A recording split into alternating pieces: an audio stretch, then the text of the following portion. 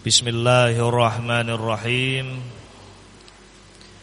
Assalamualaikum warahmatullahi wabarakatuh. Innal hamdalillahi nahmaduhu wa nasta'inuhu wa nastaghfiruh wa na'udzu billahi min shururi anfusina a'malina may yahdihillahu fala mudhillalah wa may yudlil fala hadiyalah. Ashhadu an la ilaha illallah wahdahu la syarikalah wa ashhadu anna Muhammadan abduhu wa rasuluh. Salawatullahi wa salamuhu alaihi wa ala alihi wa sahbihi wa man tabi'ahum bi ihsanin ila yaumiddin. Amma ba'd. Kaum muslimin dan muslimat, hadirin rahimani wa rahimakumullah. Kita semuanya menyadari dan kita yakin bahwasanya kita tidak lama dalam kehidupan dunia ini. Ada batas yang kita tidak bisa melampauinya, ajal yang telah Allah tentukan. Dan orang yang paling berbahagia adalah mereka yang diberi taufik oleh Allah Subhanahu wa ta'ala untuk mengerti bekal yang paling berharga untuk dia bawa menghadap Allah Subhanahu wa ta'ala, untuk dia persiapkan. Dan ketahuilah ma'asyiral muslimin rahimani wa rahimakumullah, bekal yang paling asas, bekal yang paling berharga, dan ini merupakan inti,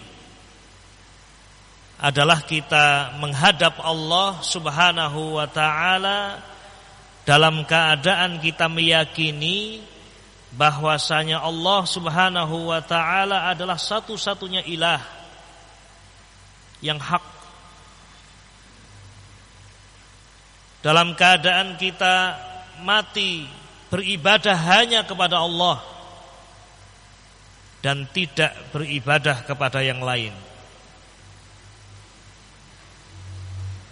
Orang yang paling berharga adalah orang yang mati membawa kalimat la ilaha illallah. Siapapun orangnya, apakah dia orang Arab atau dia orang Ajam, apakah dia berkulit putih atau berkulit hitam, apakah dia seorang yang fakir atau orang yang kaya, kalau dia datang menghadap Allah dengan membawa kalimat ini, kalimat la ilaha illallah, tidak ada ilah yang berhak untuk diibadahi illallah kecuali Allah, meyakini bahwasanya Allah Subhanahu wa ta'ala adalah satu-satunya ilah, sesembahan yang hak, dan dia beribadah hanya kepada Allah, memurnikan ibadah hanya untuk Allah, maka sungguh dia akan mendapatkan keridhaan Allah, mendapatkan kebahagiaan dan ampunan Allah Subhanahu wa ta'ala.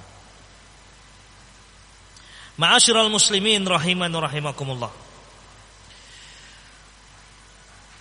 Oleh karena itu, Nabi kita Muhammad sallallahu alaihi wa ala alihi wasallam, dalam kehidupan beliau, sejak beliau diutus menjadi Rasul sampai beliau alaihi salatu wassalam wafat, beliau benar-benar berupaya agar manusia menghadap Allah membawa bekal ini. membawa kalimat la ilaha illallah. Diriwayatkan oleh Imam Ahmad Ibnu Hanbal di dalam musnadnya dan juga Ibnu Abi Syaibata rahimahullah di dalam kitabnya Al-Musannaf. Dikisahkan bagaimana Nabi alaihi salatu wassalam mendatangi kerumunan manusia di tengah-tengah pasar. Musyrikun, orang-orang musyrik. Didatangi oleh Nabi alaihi salatu wassalam, beliau berusaha agar manusia selamat. Beliau mendatangi manusia di pasar, tempat kumpulnya manusia. Nabi alaihi salatu wassalam mengatakan, ya ayyuhan nas, qulu la ilaha illallah tuflihu. Ya ayyuhan nas, wahai manusia, qulu, ucapkan la ilaha illallah tuflihu, kalian akan beruntung. Dan Nabi tidak mengatakan beruntung di dunia atau beruntung di akhirat, tidak. Beliau mengatakan kalian akan beruntung, artinya kalian akan beruntung fid dunya, di dunia ini, wa fil barzakh, di alam barzakh, wa fil akhirah, di akhirat nanti, dengan segala keberuntungan. Itu yang Nabi alaihi salatu wassalam ajak manusia untuk berpegang teguh. Mengajak manusia untuk berbekal dengan bekal ini. Ya ayuhan nas, wahai manusia, qulu la ilaha illallah, ucapkan kalimat la ilaha illallah tuflihu, sungguh kalian akan beruntung. Naam.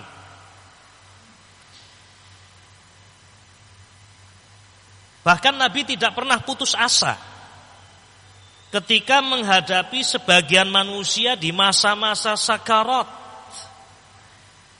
di masa-masa dia akan mengakhiri kehidupan dunia ini, di saat ajal sudah dekat, sementara orang ini dalam keadaan belum mengucapkan la ilaha illallah. Nabi tidak putus asa untuk mengajak dia mengucapkan la ilaha illallah di masa-masa akhirnya.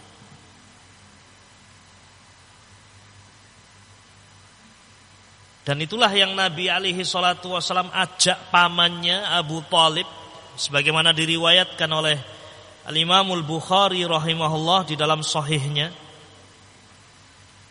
Ketika paman Nabi Abu Thalib ja'ahul maut, datang saat kematian, Nabi alaihi salatu wasallam mendekati pamannya, dan mengajak pamannya di hari-hari akhirnya untuk mengucapkan kalimat ini.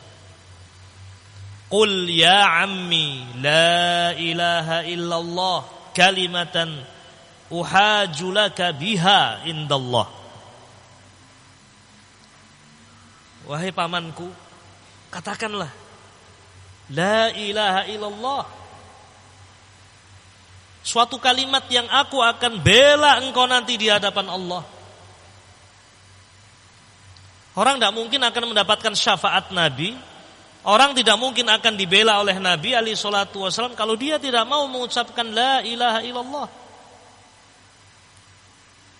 Oleh karena itu Abu Hurairah suatu saat datang kepada Nabi alaihi salatu wasallam, ya Rasulullah, man as'adun nas bi syafa'atika yaumal qiyamah. Wahai Rasulullah, siapa orang yang paling berbahagia mendapatkan syafaatmu nanti pada hari kiamat? Apa jawab Nabi? Man qala la ilaha illallah mukhlisan min qalbihi as'adun nas bi syafa'ati yaumal qiyamah. Orang yang paling berbahagia mendapatkan syafaatku nanti pada hari kiamat adalah orang yang mengucapkan la ilaha illallah mukhlisan, ikhlas, min qalbihi, dari hatinya. Nabi tidak pernah putus asa untuk mengajarkan manusia mengucapkan la ilaha illallah agar membawa bekal ini meskipun sisa-sisa terakhir dari kehidupan. Karena memang inilah bekal yang akan menyelamatkan biidznillah seorang hamba. Di dalam hadis yang lain diriwayatkan oleh Bukhari rahimahullah, ya, dikisahkan ada seorang pemuda Yahudi. Nah, ini pemuda baik, secara tabiat baik, bahkan berkhidmah kepada Nabi, suka membantu Nabi, ya. Sehingga memang dekat dengan Nabi, hanya saja dia belum masuk Islam, itu saja. Nabi selalu mengingatkan, dan orang ini juga melihat bagaimana baiknya akhlak Nabi, bagaimana kelembutan Nabi, bagaimana karimnya Nabi. Hanya saja belum mendapat hidayah. Sampai suatu saat Nabi alaihi salatu wasallam kehilangan orang ini. Di mana orang ini tidak kelihatan. Beliau mendapatkan kabar bahwasanya pemuda ini dalam keadaan sakit parah menjelang kematiannya. Maka Nabi alaihi salatu wassalam bergegas menjenguk pemuda ini. Tentu bukan sekedar menjenguk, berusaha memberikan manfaat, dan manfaat yang dibawa oleh Nabi tentunya manfaat yang paling berharga bagi seorang hamba. Nabi duduk di samping pemuda ini. Kemudian Nabi mengatakan, ya ghulam, wahai anak muda, ucapkan la ilaha illallah. Ucapkan kalimat ini. La ilaha illallah, tidak ada ilah yang berhak untuk diibadai illallah, kecuali Allah. Sempat terdiam pemuda ini sejenak, menoleh melihat ayahnya yang ada di sampingnya. Sampai akhirnya pemuda ini mengucapkan la ilaha illallah. Betapa bahagianya Nabi, betapa bersyukurnya Nabi. Nabi keluar dari rumah pemuda ini, kemudian beliau mengucapkan tahmid. Alhamdulillahilladzi anqadhahu minan nar. Segala puji bagi Allah yang telah menyelamatkan pemuda ini dari api neraka. Ma'asyiral muslimin, jamaah yang saya muliakan, yang saya cintai fillah.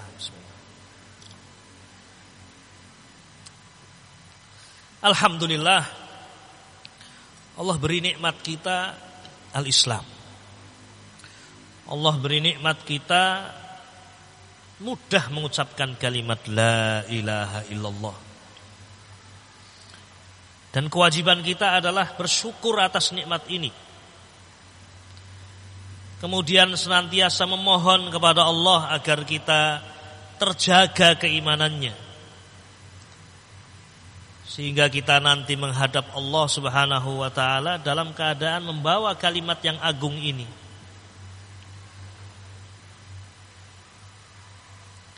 Barangkali ada yang bertanya, saya dosanya banyak,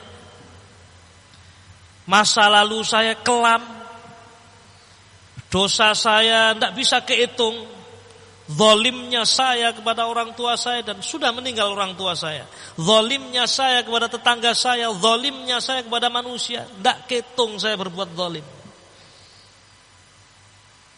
Apakah Allah akan menerima taubat saya? Ketahuilah ma'asyiral muslimin rahimani rahimakumullah, kalimat la ilaha illallah yang diucapkan seorang muslim mukhlisan min qalbihi, ikhlas dalam hatinya, dan dia buktikan dalam kehidupan dia mengikhlaskan ibadah, memurnikan ibadah hanya untuk Allah, sungguh itu akan menggugurkan semua dosa-dosanya. Diriwayatkan dalam hadis qudsi dari sahabat Anas bin Malik radhiyallahu taala anhu, Allah Subhanahu wa taala berfirman, "Ya ibna Adam, law ataitani biqurabil ardi khataya, thumma laqitani la tusyriku bi syai'a, la ataituka biha maghfiratan." Kata Allah Subhanahu wa taala dalam hadis qudsi yang agung ini, "Ya ibna Adam, wahai anak Adam." Kita diseru oleh Allah Subhanahu wa taala. "Ya ibna Adam, wahai anak Adam, lau ataitani biqurabil ardi khataya." Seandainya kalian datang menghadap aku dengan membawa dosa sepenuh bumi. Banyak dosa itu. Tetapi ketika kalian datang menghadapku, summa laqitani, tetapi kalian datang menghadapku, la tusyriku bi syai'a, dalam keadaan tidak menyekutukan aku dengan sesuatu apapun, membawa kalimat la ilaha illallah, meyakini tidak ada ilah yang berhak diibadai kecuali Allah, dan dia buktikan dalam kehidupannya, la tusyriku bi syai'a, tidak menyekutukan aku dengan sesuatu apapun, la ataituka bi qurabiha maghfiratan, sungguh aku akan datang kepada kalian dengan ampunan sepenuh bumi pula. Subhanallah. Memang kalimat la ilaha illallah adalah afdalul dzikri. Seafdal dzikir la ilaha illallah, kalimat tauhid. La ilaha illallah adalah kalimat yang agung, yang semua para nabi dan rasul menyeru kaumnya untuk mengucapkan kalimat la ilaha illallah.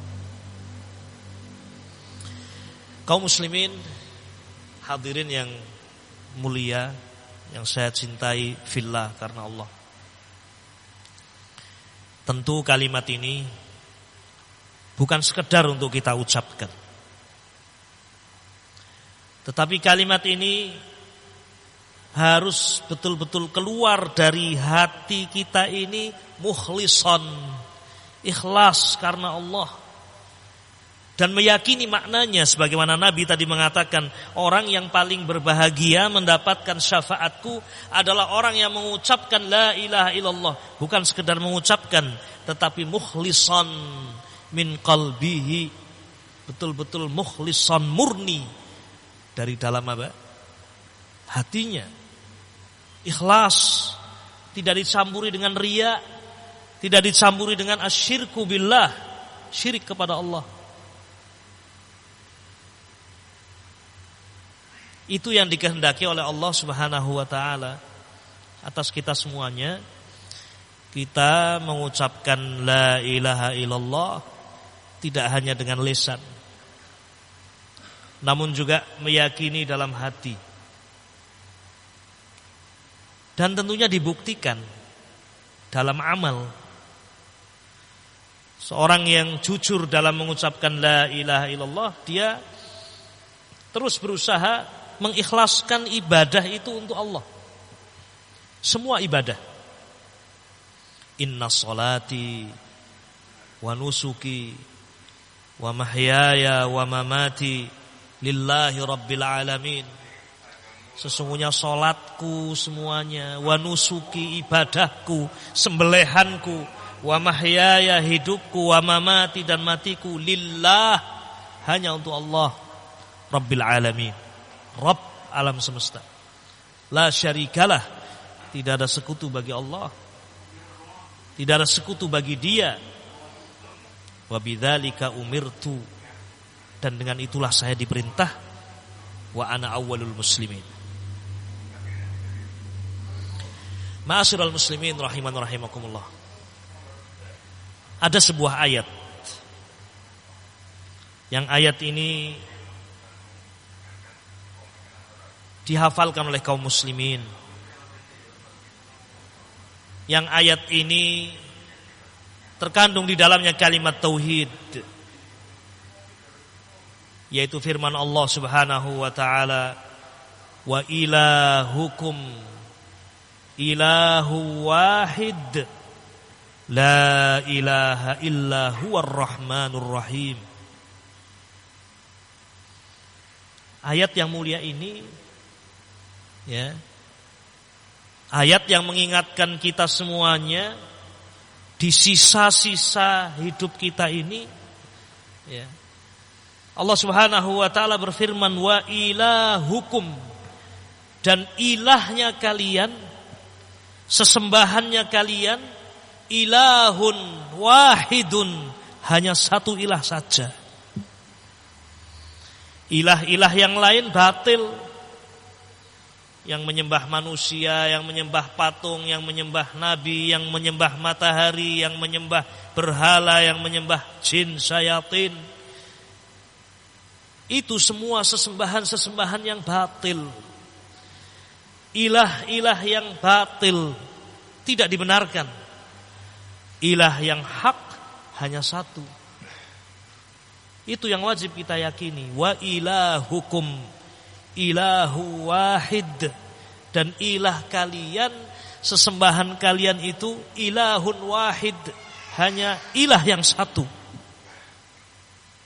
Ditegaskan lagi dalam lanjutan ayat, la ilaha illa huwa, tidak ada ilah, tidak ada sesembahan yang berhak diibadai illa kecuali huwa, dia Allah. Iya, memang Allah saja yang berhak untuk diibadai, karena Allah Subhanahu wa ta'ala sajalah satu-satunya zat yang memiliki kesempurnaan.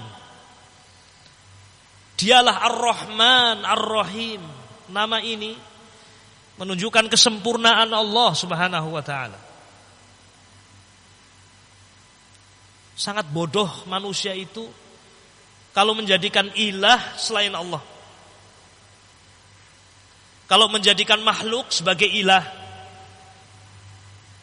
Sangat bodoh manusia itu ketika menjadikan makhluk-makhluk yang lemah, makhluk-makhluk yang tidak memiliki kekuatan, makhluk-makhluk yang diatur, makhluk-makhluk yang mati dan hidupnya di tangan Allah, kemudian justru dijadikan sebagai ilah, sesembahan selain Allah.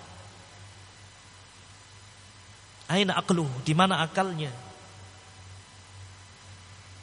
Oleh karena itu musyrikun dikatakan oleh Allah dalam Al-Quran, mereka seperti al-an'am, kal-an'am, seperti hewan-hewan ternak. Bahkan mereka adhall, lebih sesat lagi. Nah, karena hewan-hewan itu semuanya tahu ilah yang hak itu hanya Allah. Hewan-hewan itu tahu. Oleh karena itu ketika Nabi Sulaiman alaihi salatu wassalam, ya, berkumpul melihat pasukannya, tidak kelihatan burung hudhud. Di mana burung hudhud? Sampai Nabi Sulaiman berniat untuk menyembelihnya atau menghukumnya dengan hukuman yang berat kalau tidak bisa mendatangkan alasan yang bisa diterima. Tiba-tiba datang burung hudhud. Dia pun menyampaikan alasannya. Ternyata burung hudhud ini baru melakukan perjalanan yang sangat jauh, ribuan kilo, dari negeri Saba, dan mengabarkan kepada Nabi Sulaiman di situ ada ratu dan di situ ada sekelompok manusia, kerajaan yang mereka semuanya menyembah selain Allah Subhanahu wa ta'ala. Burung tahu bahwasanya satu-satunya ilah adalah Allah. Satu-satunya yang berhak diibadai adalah Allah. Diriwayatkan, walaupun ini riwayat yang fihi muskilah, fihi iskal, suatu saat Imam Syafi'i rahimahullah, ya, beliau berjalan, bukan Imam Syafi'i, Nabi Sulaiman. Nabi Sulaiman, ya, berjalan. Lama hujan tidak turun. Ingin istisqa, ingin berdoa. Di tengah jalan melihat ada semut yang menengadah ke langit. berdoa, meminta Allah Subhanahu wa taala hujan. Di situ Nabi Sulaiman ya, Thaib meyakini bahwasanya memang Allah Subhanahu wa taala akan menurunkan hujan. Ya. Sampai hewan pun memintanya kepada Allah. Mengerti siapa yang berhak untuk diibadahi, walaupun mereka bukan mukallaf. Naam. Demikian ma'asyiral muslimin rahiman rahimakumullah, ayat yang agung ini ya. Wa ilahukum ilahu wahid la ilaha illa huwar rahmanur rahim. Dan ilah kalian itu ya hanya satu ilah saja. Siapa? Allah Subhanahu wa taala Ar-Rahman Ar-Rahim. Tidak ada ilah yang berhak diibadai kecuali Dia, Allah Ar-Rahman Ar-Rahim. Sekali lagi ayat ini mengingatkan kita bahwasanya yang berhak diibadai itu zat yang memiliki kesempurnaan, zat yang memiliki al-asmaul husna. Yang punya asmaul husna itu hanya Allah. Al-asmaul husna adalah nama-nama yang maha indah, yang menunjukkan bahwasanya Allah memiliki sifat-sifat yang maha sempurna. Tidak ada kekurangan sedikit pun dari sisi manapun. Ar-Rahman, Ar-Rahim, Al-Malik, Al-Quddus, As-Salam, Al-Mu'min, Al-Muhaimin, Al-Aziz, Al-Jabbar, Al-Mutakabbir. Dan nama-nama yang lain, Asy-Syakur, Asy-Syakir, Al-Ghafur, Ar-Rahim, Al-Hayyu, Al-Qayyum, Al-Aliyyu, Al-Azim. Ini Allah yang punya, yang memiliki asmaul husna hanya Allah. Walillahil asmaul husna. Dan milik Allah sajalah al-asmaul husna. Fad'uhu biha. Maka berdoalah kalian kepada Allah dengan nama-nama yang husna itu. Iya. Ma'asyiral muslimin rahiman rahimakumullah. Allah Al-Qawi, zat yang maha kuat. Yang berhak diibadai adalah zat yang maha kuat. Allah adalah Al-Alim, zat yang maha berilmu, yang ilmunya Allah mencakup segala sesuatu. Maka yang berhak diibadai adalah zat yang memiliki ilmu yang maha sempurna, yaitu Allah. Allah Al-Qadir, zat yang maha memiliki kudrah, kekuasaan yang mutlak, yang tidak ada kekuasaan di atas Allah Subhanahu wa taala. Maka sudah sepantasnya yang berhak diibadai adalah Al-Qadir, Allah Subhanahu wa taala. Allah Subhanahu wa taala adalah Al-Wahhab, zat yang maha memberi, yang pemberian Allah Subhanahu wa taala tidak terbatas, yang tidak akan berkurang sedikit pun dari kekayaan Allah ketika Allah memberi. Beda dengan kita manusia. Kita diminta, kita kasih sekali, 2 kali, 3 kali, habis apa yang kita miliki. Tidak mampu kita untuk memberi. Namun Allah Subhanahu wa taala dialah Al-Wahhab, zat yang maha memberi. Al-Ghafur, zat yang maha memberikan ampunan. At-Tawwab, yang bisa memberikan ampunan itu Allah Subhanahu wa taala. Kita punya dosa, kita punya kesalahan, kita punya sekian banyak kejelekan. Siapa yang bisa mengampuni kalau bukan Allah? Apakah patung-patung itu bisa memberikan ampunan? Apakah syayatin, al-jin bisa memberikan ampunan? Apakah makhluk-makhluk itu bisa memberikan ampunan? Abadan, tidak sama sekali. Yang memberi ampunan adalah Allah. Ingat doa Nabi Adam alaihi salatu wassalam. Betapa beliau memohon kepada Allah ampunan Allah atas kezaliman yang beliau lakukan. Karena beliau tahu hanya Allah saja yang bisa memberikan ampunan. Rabbana zalamna anfusana Wa illam taghfir lana wa tarhamna lanakunanna minal khasirin. Rabbana wahai Rabb kami, zalamna anfusana, kami telah menzalimi diri kami. Wa illam taghfir lana, kalau engkau tidak mengampuni kami ya Allah, karena hanya Allah saja yang bisa mengampuni. Lanakunanna minal khasirin, sungguh kami akan termasuk orang-orang yang rugi. Naam.